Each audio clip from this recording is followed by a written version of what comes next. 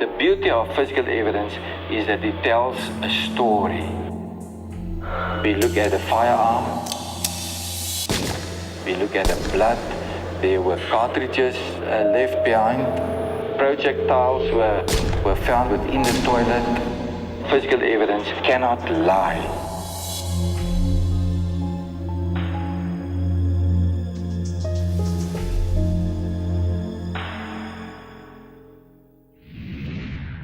Oscar Pistorius arrived at the Pretoria High Court for day 18 of his trial, dressed in his trademark black suit. Before a packed courtroom, he continued his evidence in chief, painting a picture of the loving relationship he'd shared with Reeva Steenkamp.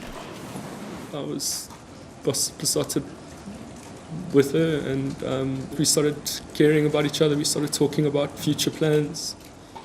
The defense dwelled on numerous loving messages between the two, demonstrating the strength of their relationship. Good luck with everything today, Rockstar, with 3 kisses. I then sent her a message when I'd woken up saying my angel with a kiss, and she replied by saying boo with a kiss. What does that mean? It's a sign of endearment. It attracts insects. Then it was on to the events of the evening of February 13, 2013. I drew the blinds and the curtains, and the curtains are very heavy. They've got a blackout lining on the outside side of the curtains, so they don't allow for any light to come in. At that point, Reeva came into the room, and I closed the bedroom door, and I locked the bedroom door as I do every night, and I put the cricket bat between the sunglasses cabinets and the door. And the reason I put it there was because if something happened that a person wouldn't be able to come into the bedroom, that the door would be blocked by the cricket bat. Earlier on in the evening, when I got home, I'd taken my firearm and I placed it under the bed next to the pedestal. Then, just before lunch, Barry Roo asked for a short recess and Pistorius returned to court in the clothes he was wearing on that night. He asked Pistorius to stand next to the door with his legs on. Would you now take your prosthesis off and stand next to the door? Perhaps an attempt to put in the mind of the judge and the assessors that Pistorius without his prosthetics was a small and vulnerable man. Pistorius then spoke of his fear when he heard the sound of what he believed was an intruder.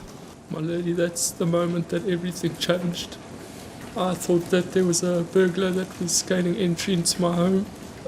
I think initially I just froze. I didn't really know what to do. I'd heard this noise. I interpreted it as being somebody was climbing into the bathroom. The first thing that ran through my mind was that I needed to arm myself, that I needed to protect Reeva and I, that I needed to get my gun. I rushed as quick as I could. I couldn't see anything in the room. I made my way along the side of my bed.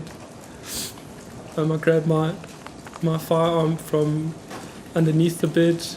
Just as I left my bed, I whispered for Reeva to get down and phone the police. As I entered where the passage is, where the closet is to the bathroom, it was at that point that I was just overcome with fear, and I started screaming and shouting for the burglar or the intruders to get out of my house. I shouted for Reeva to get out on the floor. I shouted for her to phone the police. I stopped shouting because I was worried that if I shouted, the person would know exactly where I was. Just before I got to the passage of the bathroom, I heard a door slam, which could have only been the toilet door. After lunch, Pistorius, again in a suit and tie and in a voice choked with emotion, recalled the moment that made him fire 4 shots into the toilet door. And then I heard a noise from inside the toilet, what I perceived to be somebody coming out of the toilet. Before I knew it, I'd fired 4 shots at the door. When he realized what he had done, he began screaming. I don't think I've ever screamed like that or cried like that. I was crying out for the Lord to help me. I was crying out for Reeva. I ran straight up to the door and I started hitting it. I think I hit it 3 times. And at that point, all I wanted to do was just look inside to see if it was Reeva. When Pistorius began sobbing uncontrollably, court was adjourned. Certainly not an easy day for Pistorius, his family, and above all for Reva Steenkamp's mother, June, accompanied this week by the family lawyer, advocate Dup de Bruyn.